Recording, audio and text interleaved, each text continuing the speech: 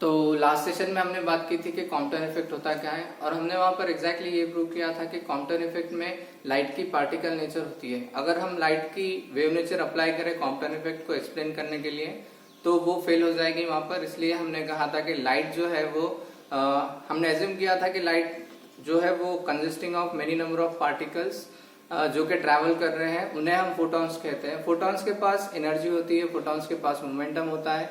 इसके कारण ही जब वो फोटॉन जब ट्रैवल करता है तो उनके पास जो वेलोसिटी होती है वो वेलोसिटी ऑफ लाइट होती है, जिसकी वैल्यू होती है 3 × 10⁸ मीटर पर सेकेंड। तो यहाँ पर सबसे इंपॉर्टेंट बात यह है कि लेट्स से ये एक फोटॉन है जो कि ट्रैवल कर रहा है with the velocity of light, और यहाँ पर एक स्टेशनरी इलेक्ट्रॉन है, इसकी वेलोसिटी जो है वो 0 के बराबर है। तो इस वेलोसिटी से जब ये मूव कर रहा है वेलोसिटी ऑफ लाइट से, तो जब ये इसके साथ कोलिजन करेगा तब ये इलेक्ट्रॉन जो है वो सेम एलिमेंट में ही रिकॉइल कर जाएगा। ये हमने लास्ट सेशन में देखा था। और यहाँ पर जो ये स्कैटर्ड फोटोन है, इसके पास जो एनर्जी है वो कम होगी, क्योंकि ये एनर्जी कुछ ना कुछ एनर्जी इसको दे देगा, तो ये इलेक्ट्रॉन गेन करेगा एनर्जी और वो रिकॉइल हो जाएगा। तो यहाँ पर मोमेंटम ट्रांसफर होगा, एनर्जी का भी ट्रांसफर होगा, और यहाँ पर जो स्कैटर्ड फोटोन आएगा उसकी वेवलेंथ जो है वो बढ़ जाएगी। आज के सेशन में हम एग्जैक्टली फाइंड आउट करेंगे कि कितनी वेवलेंथ जो है वो बढ़ जाएगी। और अब हम यहाँ पर आगे बढ़ते हैं। हम यहाँ पर अप्लाई कर रहे हैं रिलेटिविटी का concept to explain to find out the Compton derivation for the Compton shift.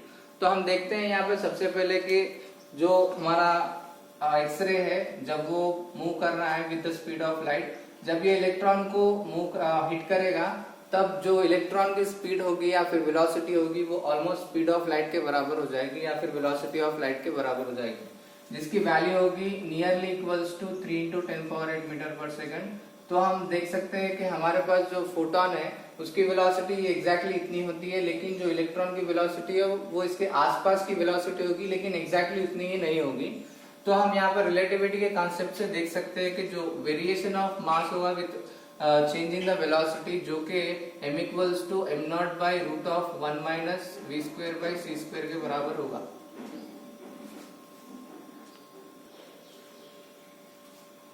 तो हमने देखा था कि variation of mass with velocity जो होती है वो m = m0/√1 - v²/c² के बराबर होती है।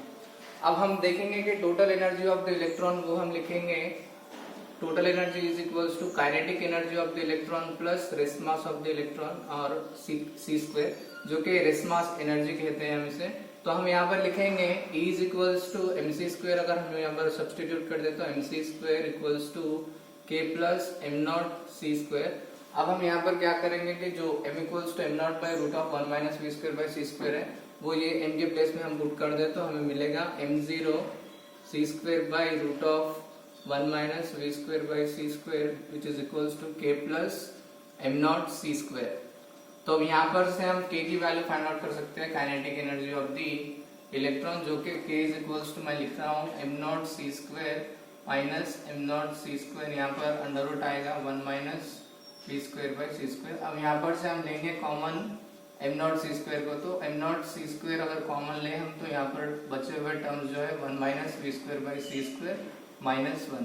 लेट्स से ये इक्वेशन नंबर 1 है। अब आगे देखते हैं हम कि जब हम देखेंगे कि एनर्जी ऑफ द फोटोन, जो इंसिडेंट फोटोन है वो E = h के बराबर है, और energy of the scattered photon जो है वो E' है, वो के h के बराबर है।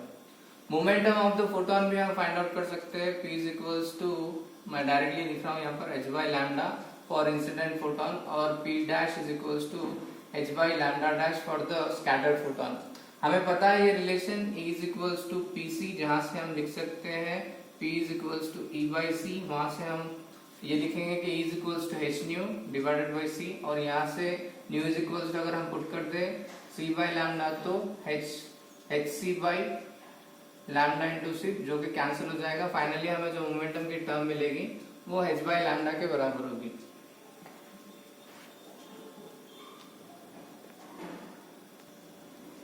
तो अब तक हमने ये देखा था कि हमारे पास जो फोटोन है उसकी एनर्जी जो है वो hν के बराबर होती है। तो एक्सरे फोटोन, इंसिडेंट फोटोन की एनर्जी hν है, और स्कैटर्ड फोटोन की एनर्जी hν' है, और momentum of the incident photon जो है वो h/λ है, और momentum of the scattered photon जो है वो h बाई लैम्डा प्राइम है।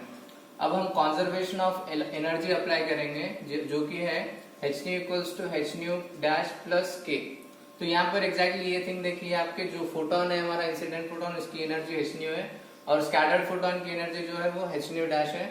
और हमें यहाँ पर कुछ रिकॉइलिंग ऑफ इलेक्ट्रॉन मिल रहा है जिसके पास कुछ काइनेटिक एनर्जी होगी। तो जो एनर्जी यहाँ पर डिस्ट्रीब्यूट हो रही है वो scattered photon plus recoiling electron की काइनेटिक एनर्जी के बराबर है। तो कंजर्वेशन ऑफ एनर्जी को हम अप्लाई करें तो हमें ये इक्वेशन मिलेगी और उसके बाद में हम nu equals to c by lambda अगर पुट कर दे तो हमारे पास मिलेगा h c by lambda is equals to h c by lambda prime plus kinetic energy की टर्म हम इक्वेशन नंबर 1 से सब्स्टिट्यूट करेंगे तो हम यहाँ पर लिखेंगे m naught c square into 1 by root of 1 minus v square by c square minus 1।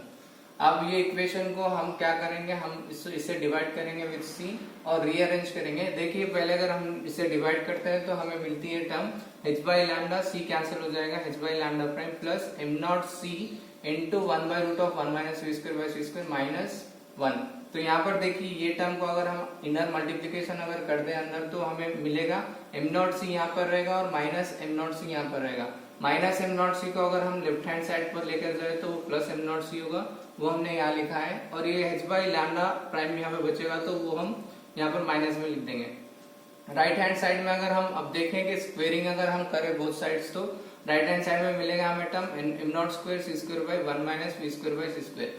अब हम यहाँ पर ये देखेंगे कि हमारे पास जो फॉर्मूला है a minus b plus c whole square अगर हम देखें तो a square plus b square plus c square minus 2ab minus 2bc plus 2ac के फॉर्म में हम इन टर्म्स को लिखेंगे। तो अगर हम उन टर्म्स को इस फॉर्मूला के हिसाब से लिखते हैं तो हमें मिलेंगे terms h by lambda whole square plus h by lambda prime whole square plus m naught square c square minus 2h square by lambda lambda prime minus 2h m naught c by lambda prime plus 2h m naught c by lambda which is equals to m naught square c square by 1 minus v square by c square।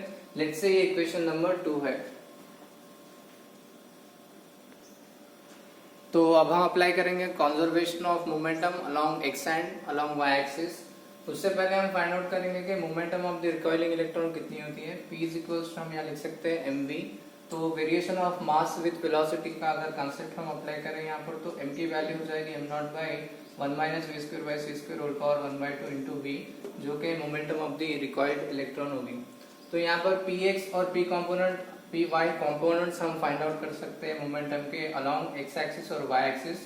तो यहाँ पर cos phi आ जाएगा, यहाँ पर angle जो आ जाएगा वो sin phi आ जाएगा।